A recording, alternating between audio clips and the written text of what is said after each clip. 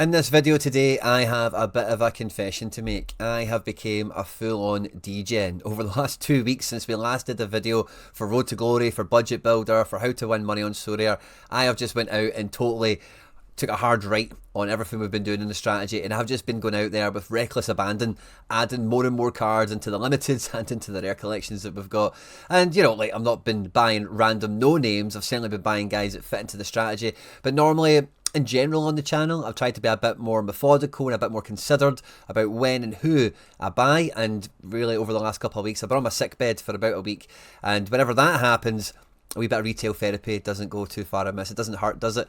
In the video today, I'll be taking you through my degen activities and what they might actually lead to in terms of any increased payouts or wins or anything like that for the Road to Glory strategy or any of my prime strategies and collections that I'm running in rare. At any point in the video, if you laugh, you learn, you like something or whatever, please do like and subscribe to the channel for more content like this, and get into the comment section in this one and let me know if you've been doing a bit of degenning. Are you coming into this international dead zone thinking, I could do with a wee bit of degenning, I could do with a little influx of cards, a little influx of new options and new guys that could take the captain's armband, that could lead the line up front, a safer pair of hands and goals, whatever it might be. Always interested to see the comment section for you guys to see, you know, how much of a degen have you been over the last couple of weeks. And in an inverted way, I'm kind of happy I did this before the international dead zone, because I'll get to use some of these guys hopefully in the international dead zone, as well as kind of catching, I don't want to say peak prices, but I do think through the international period there is just a lot more market movement, and sometimes for those guys that are in demand, for those guys that are in the ascendancy, you'll see their price kind of lift off or whatever, or lift up. So glad I kind of got in there early. But like I mentioned, I've been kind of fighting and scraping myself off my sick bed, so let's just get stuck straight into this one. Because the last time we did content on the channel looking at the gallery, the strategy, counting money and cards and all that kind of thing, was actually, at point of recording, 24 days ago. Now we've had lots of content in the interim come out there for lots of other kind of you know, threads of content, different brands of strategy, that sort of thing. But in that time in the limited section, I really did just have a bit of reckless abandon and saying, I want this strategy to work, I really want it to be successful and get off the ground running. And some of the cards that I've added into the limited, you'll have probably seen them on deadline shows and other Road to Glory videos, that kind of thing. But from that point onwards, we got Ndai, we got Grealish, and we got Lamens, who has now finally made his debut for Man United. That might be a card we can turn around and flip. But with him not playing the first weekend that we had him, we got an in-season Robin Roofs, and then we went and added in Coletta Carr and Truffier before hitting another hot streak in Premier League and adding in Igor Jesus from Nottingham Forest. Now we still have 2 of these cards to give away. We've got more cards to give away as well for the channel members. If you want to get more info on that, make sure to check out the Thursday strategy shows, the member shows, or click on the join button or click on the members tab on the YouTube homepage, and YouTube will explain it all to you. But then after that was really where the degen in me came out, because we crafted a Nico O'Reilly that'll be for a giveaway. And in line with the strategies and everything else that we've got running here, I couldn't help myself but degen into a few more Sociedad cards and just make the La Liga strategy Sociedad centric, with some other fringe players kind of rounding off the edges and pieces elsewhere. We've suffered a lot of injury in La Liga, and getting a cool version of Luka Sucic, a cool version of Arsene Zakarian, and getting a defender classic and a midfielder Sergio Gomez. It just felt like all these cards really fit together really nicely. So that's 12 cards added over the last 24 days in limited, which is a card every other day, not including the giveaway guys, of course. And we can see some of the scores. Trufair has hit the ground running in a big way, and I'm hoping to get in-season Alex Ramiro to maybe offer the same level of utility that we're getting from in-season Robin Roofs. And before we move on to the rares, we've got a few limiteds to review here, so let's hope we get some special editions. Oh yes! Special edition Ramiro, that's going to be great. Fire! Love that. Goes with other cards we've picked up in the collection very nicely. And then we get my first ever Man United card. Wow. Feels like somebody we should be flipping. Standard version for him. And yes, Cinny Lamens, welcome to the club.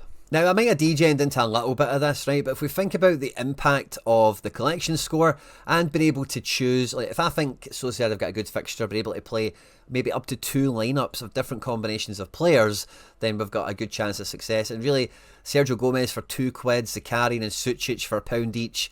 We're not really spending much. Limited cards are very affordable, very, very cheap. And this type of degen activity, especially for fancy versions of cards, I don't mind it, I can't lie. Now, last time we came to look at the rares, I just picked up Ederson and Skriniar and a few other bits and bobs behind this until we got to Inamura. Not long after that, I went and won Castello Luqueba. Now, a lot of you guys have been saying, Quinny, you can't be keeping that in-season card. You should be selling it, make a bit of profit, buy the classic, or do something like that. And I probably am. Now, I need to kind of see where his price goes to.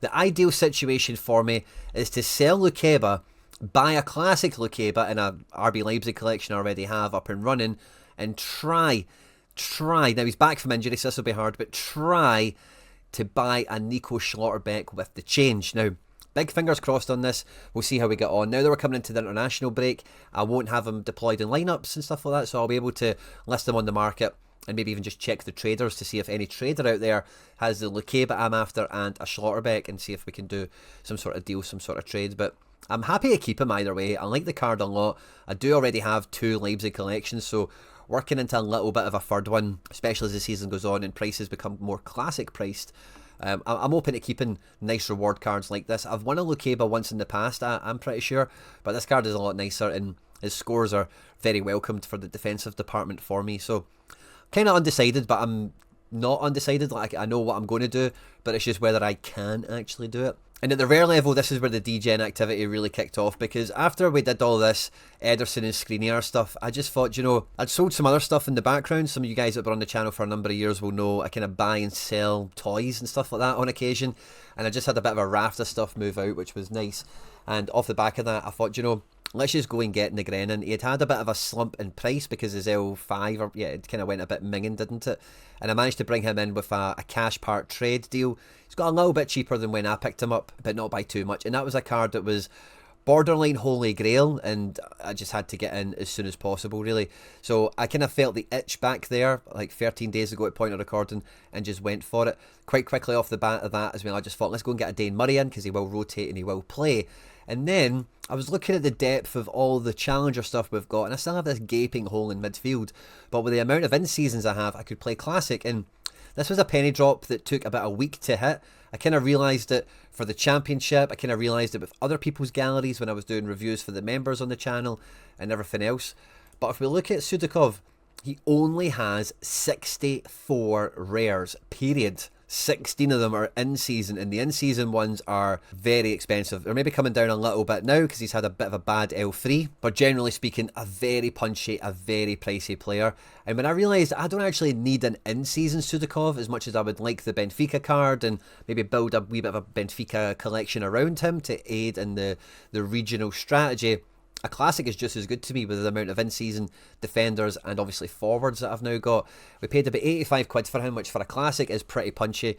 This is the sort of price of your Barcos and your Pogbas and guys like this that have really limited amount of cards and really deliver the scores that you would want. So even though he was a pretty expensive for a classic, with the early form he showed since making the move to Benfica and then the return of Jose Mourinho to Portuguese football, I just think Benfica domestically will become smashers. He's picked up a 56 pointer with no decisive against Porto, so he gets a goal or an assist here and he is absolutely cooking up to a 90, so I can make do with that. The fact that he is also limit issue, there's only one previous classic season of him going out there. I know that this is a player that won't be, you know, all over the leaderboards and won't exactly be easy to acquire, so I thought I'll just get this classic in while I can before he absolutely runs away with it. And then off the back of that, we were going into weekends, we were looking at predicted lineups, and whether it be, you know, players like Luis Jr., Mike Mignan getting injured, I did need another champ keeper just to kind of steady the ship a little bit to make sure I can get the amount of teams out there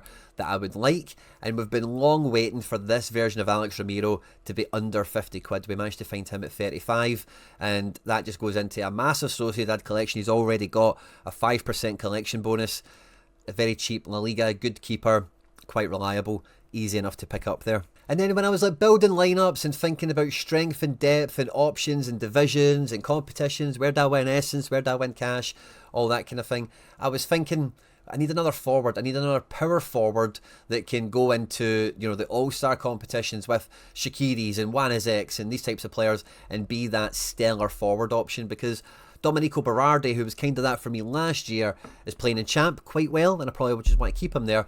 And I ended up picking up a Kaito Nakamura right after he scored 100 points for 13 quid, which I thought was very, very modest, considering it's a forward card as well. The in-seasons of him go for a really pretty penny, and since we've picked him up, he's played 2 games. We got 1 good score, 1 not so good. But this is a forward card I'm going to be really happy to play in All-Star Division 1 with some other real smash players. And then at that point, I was building my teams, and I'm looking at Balaquishas and Iheanachos and thinking, oh, the only guy that's like super nailed to play at the moment is Tuneki. And what I did is I actually ran around the marketplace and I looked at every Tuneki holder, and I found that this one was owned by Basilbot, who sniped it off the market. Somebody must have mislisted it for £59, and he'd never relisted this Basil. It was just been sitting in his gallery going nowhere. So I sent him a direct offer. He responded with a counter, and I just accepted the deal and got it done. Again, a player with very limited supply, fits into a huge collection. Sadly, not really delivered the scores on SO5 that I think from the eye test you can see he's got in him. But it just made me feel a lot more comfortable, a lot more confident that I've got all those ducks in a row with Celtic stuff now. There's no excuse for me not to have the right combinations, to have the amount of scores, the right amount of firepower to get myself hitting streaks and flying up the leaderboard. So this was just really a huge monkey off the back for me, having already got in the Gren and then stealing Tuneki. Now, Paulo Bernardo started a match, and when that happened, I just thought, screw it, we need to just go and buy one of him. It only costs a tenner, and I think I got that from Sorare Contender, friend of the channel as well, of course. But for some of you guys that catch all the live streams that we do, you'll know I've been wrestling with buying a Scotland stack or buying in-season Scottish Premier League cards, or I've been kind of weighing all that up, right? And I was in my sick bed. You can see when these were all bought. I wasn't feeling too great, and I just went around the market and I thought, do you know what? This Napoli Billy Gilmore, there's not that many of them. He's not a great scorer. He plays for Scotland sometimes. It's £2. This is a title-winning season for Napoli and Billy Gilmore. Let's just have it in. Shea Adams for a £5. I would much rather a Torino Shea Adams than a Southampton one. I think it's cool. Serie A, Scotland flag, all that caper. He plays a lot. We'll get him for a £5. But then I seen Aaron Hickey in season. Now, he scored a really good goal. It must have been in the League Cup or the FA Cup, because it's not anywhere on his record at all. He's starting to start games after returning from an injury. He really looks the part.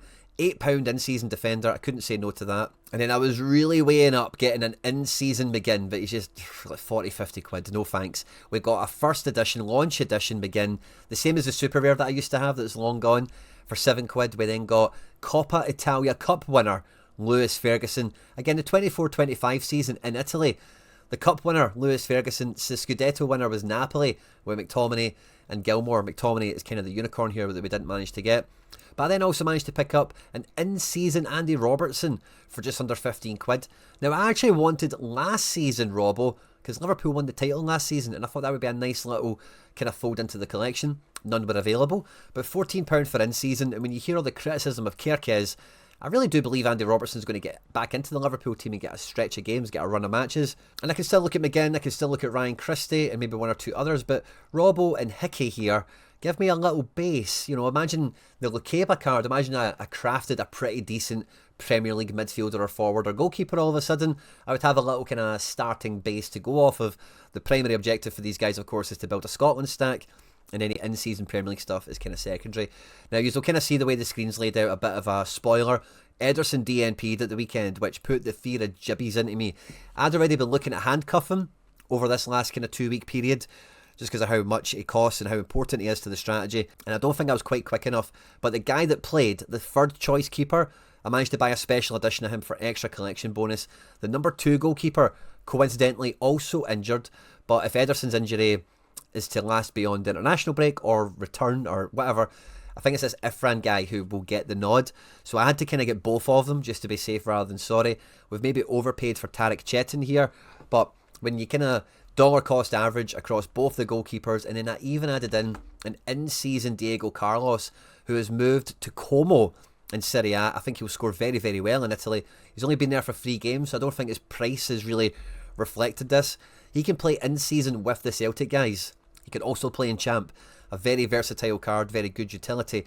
And when I add him in for a tenner along the other 2 goalkeepers, I don't think that's a big deal. I don't think that's a problem. Because once my 90 days kicks in now for Fenerbahce, that will become a 3% collection with the Talisca, Skriniar, Ederson, all those kind of guys in there now. The Celtic collection is flying past the 5%, and ultimately I think these points will come back to pay for themselves in a roundabout way. Now we've only got one more rare card to reveal from the ones that yet are to have pictures, and it's Ederson. Now this is one we really want it to be special edition. It would just be nice, good for points, and we spent a few quid on him, so it would be nice for that angle as well. Come on, encrypted data. Bogus, standard. So we get our wee Ederson here out the pack. Not really a nice picture on the card, is it? Doesn't look super happy to be there, but there we go. And all of that degening, or a lot of it anyway, meant that I could put out a lot more Premier League Road to Glory action, which we were very narrowly just short of hitting the second streak on. As for the Celtic stuff, we could play more teams than ever before. Same with La Liga. We managed to really flesh out two teams there that, you know, they were on the wrong side of the results, so obviously are not going to catch good scores. But the Celtic strategy is really accelerated and caught up to where the MLS strategy got to, where I'm able to play 4 rare in-season teams of some level of quality, and then we've even got so many options and dregs, we're able to play in-season limited with our rare cards, and sadly none of it really came off in this game week. The team was very difficult to predict, and the result, 3-2, is nice, but no clean sheet, no party for some of these cards, sadly. But that's where a fully fledged collection strategy gallery should get to as quickly as possible. And yeah, I maybe did need to accelerate the process, just go out and be a bit more aggressive with some acquisitions. But having 6 in-season teams here, we might even have 7 by the end of the international break, just depending on who gets into teams and who plays. Like Lennon Miller DNP'd here, Bernardo, Yang, Ederson, you know, there's other things going on. We might even have more. The better, you know, because we want this to win as many different things as often as possible all the way through the season. And whether it be Celtic, non-Celtic, classic kicker cards, in-season depth and rotation, we really now have all of it here at the tip of our fingers. Even the little bad batch squad we've got here of in-seasons, it's every week it's like 2 guys do well, somebody absolutely lets us down. This week it was Burke Reset on a DNP, but good to see Paddy Roberts and Ida getting little decisives. And you know, I don't think any of the degening made really much of a difference on what we've been able to play in Champion. But as you'll see with Sociedad, I can full on team stack this in Classic, and that will be very powerful if I know they're going to win, I know the team, etc. Versus picking and choosing a mix mash of players. So I'm looking forward to seeing how effective that can be for me. But when you come to look at All-Star and you see Nakamura leading that front line with that trident midfield, that Celtic defence, that's the sort of thing we're looking to see popping at the top of All-Star. We've got really good options and combinations across so many lineups now, and so many of them we've got really difficult decisions with every week, and the biggest obstacle I've now got is getting the combos correct. You know, Rusnak here, red card, has killed a team. Sriracha captain, penalty conceded, killed a team. And then even as we get into these ones, Jardim on a 0, Sol DNP, Mika Marmol DNP. If we can just get a little bit up to, if we can just get a little bit more refined, didn't even play Matt O'Reilly in the bad batch squad. I think he was suspected to be out entirely for the weekend. Then the wins are going to pour in quite quickly. Now I did an uncapped arena at the very end of the game week, and I did think, when am I going to learn? But Mike was in a team with a few guys that scored very poorly, and I thought, let's just go for it. We've secured the podium. So we put in 250 essence and we've got out 400, which is lovely. Sadly, I captained McKeown, 12 points ahead of me. With a captain Vickers was Solnichev, and Yippee Kaye was top, that Bruno G100. But yeah, striker Demirovic really let him down. How many points ahead? Yeah, he was miles ahead. I could have maybe got into second with a different captain pick, but not much more than that. So that was kind of fun, that was kind of nice. And then we've got the championship team here at the top. I say we've got options upon options upon options. Rare, limited, in-season, classic, champ, contender, challenger. Everything except for under 23 is absolutely now popping off and firing. And I'm getting ready for this international break now. With, you know, the international break last time was really good for the daily missions and all the other stuff that went on there. But, you know, this midweek doesn't look to be that many teams involved. And I'm looking at a setup like this thinking, this could be good, man. This could be really good international period. There is the elite arenas. I don't know if I'm going to mess around with that. They're very expensive. I do have some very good games, but you know what internationals are like. Very hard to forecast, very hard to predict. But this team one, I think, could smash. I think the Scotland team, if we beat Greece, the team could smash, you know, but if we don't beat Greece, then it's not going to, is it? And I've maybe got some other depth teams that I can lay out there. But I was really happy to build this Scotland squad. The rest of the internationals were kind of here anyway in the building, weren't they? And we've now got international football all the way up to the 17th of October is when this game week ends before we get back to domestic action. And I'm looking forward to just rolling with the punches through the international period, trying to win some more essence and market credits and all the other stuff that Sorare will be putting out there on daily missions as well as on the leaderboard. But genuinely, minus the Lukeba thing that I was mentioning to you before, genuinely, I'm not too sure. And I get these wee periods come and go, right?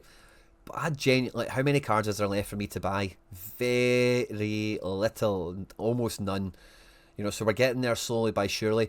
One of the big collections I've always wanted in my Sorare gallery is the Germany under-21 Euro winning team. I forget what year it was, but it was like Wirtz, Adeyemi, Musiala, Schlotterbeck, David Raum, Riedel Baku, Van Damme, these types of guys. I've got a lot of them already, but when I look at this Dortmund collection, I want a Schlotterbeck. I really, really want a Schlotterbeck. I really want an Adeyemi. Now, Adeyemi a few weeks ago was like 20 quid at Classic, and with his form, he's just absolutely ran away in price, so I'll need to wait for him to get injured again or fall out of favour or lose his form, whatever happens. But I've got a lot of guys that were in that squad, and it's a squad that will live long in my memory. I've got some Spain under-21 guys as well that have done well for me in the past, but that Germany team was I think Lucas Nemeka up front as well. That team was different gravy, and I think if you could put all of them in an SO7, not many team combinations could make me happier in this game, I don't think. But yeah, I'm really happy with where everything's going. And although I felt bad clicking the buy now button all the time, and I was like, oh, you're just, Quinny, you're turning into a no good degen, just buying, not thinking about ROI and all this other stuff. You're just in your sick bed spending money, and that's the way it went. And you know, right now I feel good about it. I want to have more fun building my teams. I want to have more success, and I know not all these players are massive needle movers, but I think there's enough here that is, and I think even the ones that aren't will be guys that can contribute throughout the season, throughout their career, throughout my career, however you want to think of it as. So pretty settled, pretty happy with where I am, and I'm not ruling out maybe one or two other little opportunities we can pick up in the international window. I don't think there'll be too many of them going around, but for guys that can be priced at a very nominal rate, we're always going to be interested, we're always going to be looking into them. I still need a classic Premier League goalkeeper pre-season. I thought that would be Kelleher. I've got a Liverpool collection for him that he fits into, etc. So there is still a few wee edges to round off, a few more gaps to fill. And you know, I was really trying this year to be a little bit more controlled, be a little bit more considered with seasonality. When do I buy? When do I sell? Who do I buy? What region? What colour? All this type of stuff. And I say over the last 2 weeks, I've just went to hell with it. These guys, I know they'll add in. I know they'll fit into my team. I know the team well enough. I know the game well enough where this guy can do the scores, this guy can give the utility, and in the right situations, I know they're all going to be fine and dandy in my collection, in my gallery. So a little bit of shame, maybe. A little bit of degen shame has came my way. But no buyer's remorse. I'm very happy with all the cards I've got. Maybe we could have got a few of them a little bit cheaper. But after we come out of this international break, this is going to be the meat and the bones, the main chunk of the season before the next international break in March. We've got Champions League, Europa League, all that stuff that goes now all the way to January. We also have a January transfer window. We've got the festive fixture period.